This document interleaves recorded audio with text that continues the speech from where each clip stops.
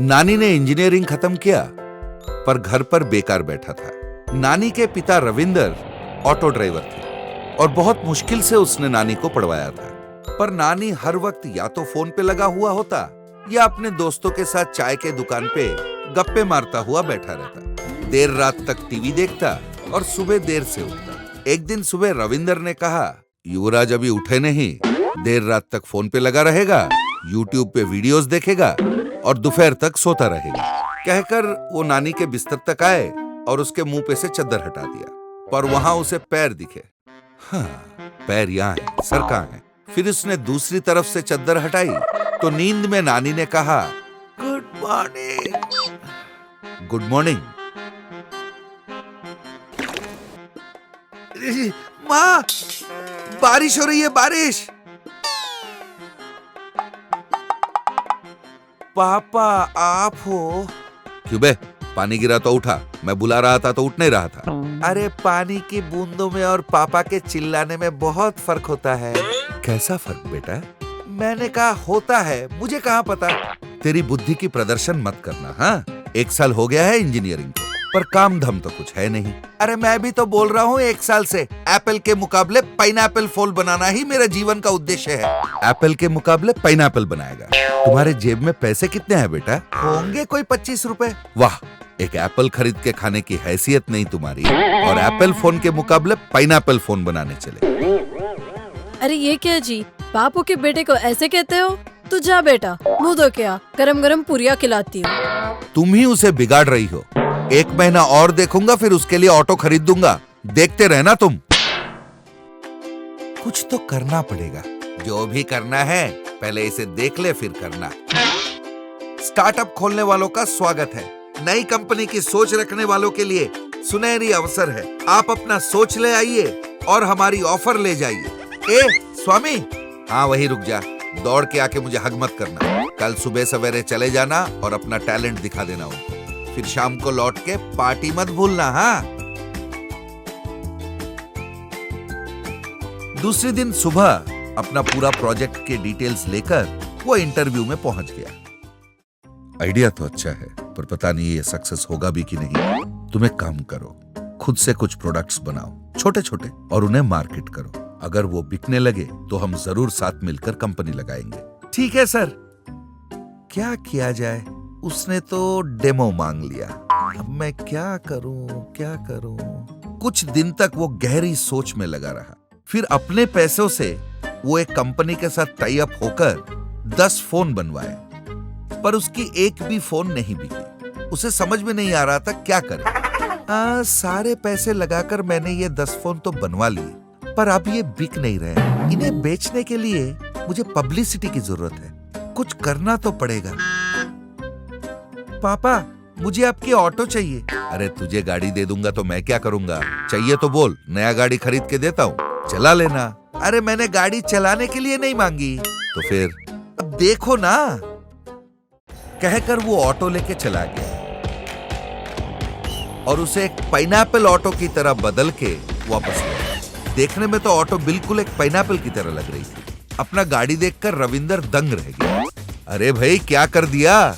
डींगे मारता था pineapple phone बनाऊंगा, अब ऑटो को पाइनएप्पल बना दिया।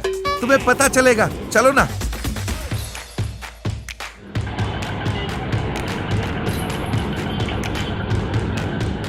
ऑटो दिखने में अजीबोगरीब था तो कई लोग उस पे सवारी करने आ पहुंचे।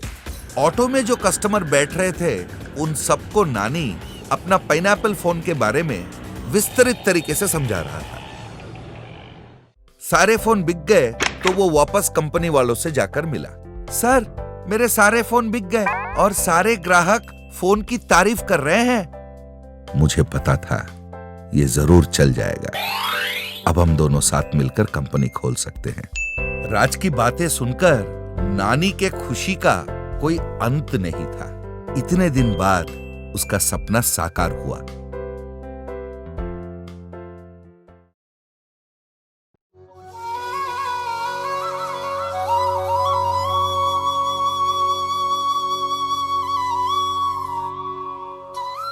अंजी सुबह सुबह मंदिर गया, घंटी बजाई, भगवान को नमस्कार वगैरह किया। भगवान, एक हाथ में ब्लेड रख दिया, दूसरे हाथ में कैंची। चलो कोई बात नहीं, पर भरी हुई पर्स वाली एक जेब क्यों नहीं दिखा रहे हो भगवान? क्यों भगवान आपको मुझ पे इतना गुस्सा है? इसलिए आज मैं आपका ही हुंडी उठा के भाग रहा हूँ। उसने फिर से घंटी बजाई और बस अंजी और हुंडी दोनों गायब। अंजी मंदिर में गायब हुआ तो अपने घर में प्रत्यक्ष हुआ।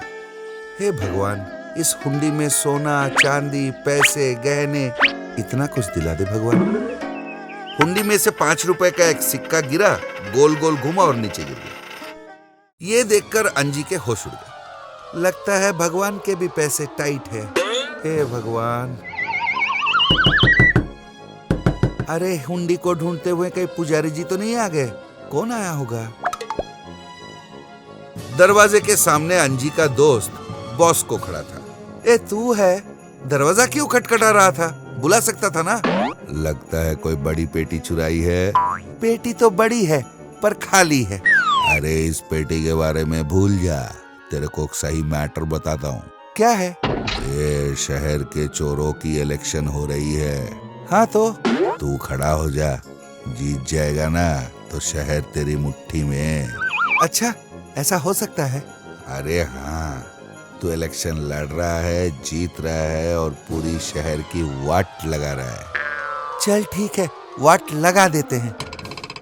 फिर वो इलेक्शन में खड़ा हुआ और जीत भी गया। जीतने के बाद उसने सारे चोरों की एक मीटिंग बुलाई। मेरे प्यारे चोर भाइयों, आपके अमूल्य वोट देके मुझे जिताने के लिए बहुत धन्यवाद। आज तक आपने जितनी भी मुश्किलें उठाई, उनका अंत करते हुए मैं नए रूल्स एंड रेगुलेशंस बनाऊंगा। आज से अगर एक घर पे किसी का नजर हो तो उस घर पे दूसरा नहीं चोरी कर सकता। आज से हमारा यूनियन का चंदा होगा आपके चोरी का सिर्फ 10%। आज से आप कौन से इलाके के कौन से घर पे चोरी करने जा रहे हो, हमें एक दिन पहले ही इत्तिला कर देना, क्योंकि तब हम ये देख सकते हैं कि उसी वक्त उसी घर पर आपका कोई दूसरा साथी ना पहुंच जाए। मेरे प्यारे चोर भाइयों, आज से आप जो भी चीज को छुए वो सोना हो जाए।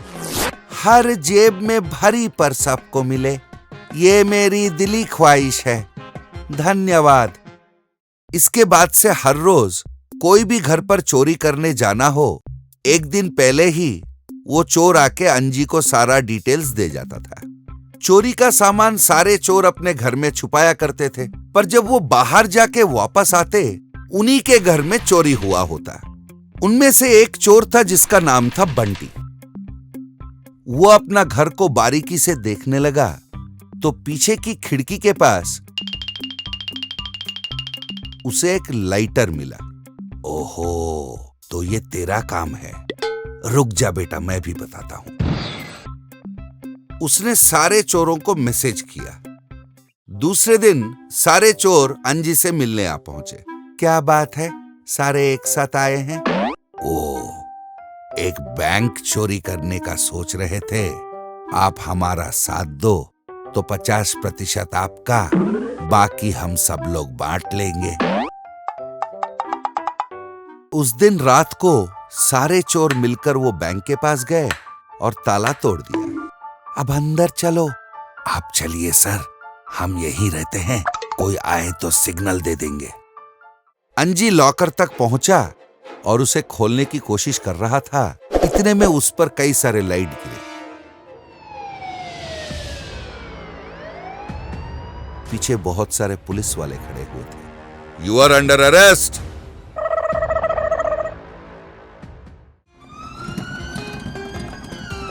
पुलिस स्टेशन के रास्ते में अंजी का घर पड़ता था, पर उसका घर गायब हो चुका था। ईंटों समेत सब कुछ चुराया गया था।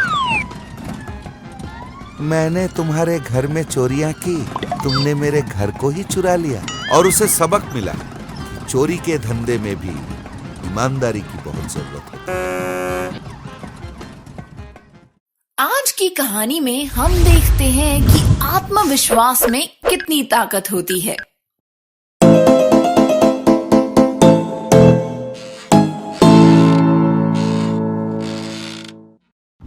मेंढकों का एक समूह एक बार एक जंगल से गुजर रहा था। अचानक दो मेंढक एक गहरे गड्ढे में गिर गए। जब बाकी मेंढकों को इस बात की जानकारी हुई तो वो सब गड्ढे के आसपास घेरा बनाकर इकट्ठे हो गए। जब उन्हें गड्ढे की गहराई का अंदाजा हुआ तो वो सब ये सोचकर चिंतित हो गए कि उन दोनों मेंढकों के बाहर आने की कोई उम्मीद नहीं है।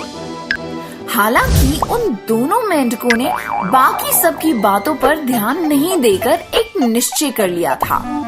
उन्हें विश्वास था कि वो किसी तरह बाहर निकल आएंगे। इसके लिए उन्होंने कूद कूद कर बाहर निकलने का प्रयास शुरू किया। उन दोनों की इतनी कोशिशों के बावजूद ऊपर के सारे मेंढक उन्हें हार मानने के लिए कह रहे थे। उन्हें लगता था कि उन दोनों की मेहनत व्यर्थ जाएगी। आखिरकार दोनों में से एक मेंढक ने समूह की बात सुन ली। उसने ऊपर आने की कोशिश बंद कर दी और गिरकर मर गया। दूसरा मेंढक निरंतर कूद कूद कर ऊपर आने की कोशिश करता रहा। फिर से ऊपर के समूह ने उसे भी रुक कर मर जाने को कहा। उसने किसी एक की भी न सुनी।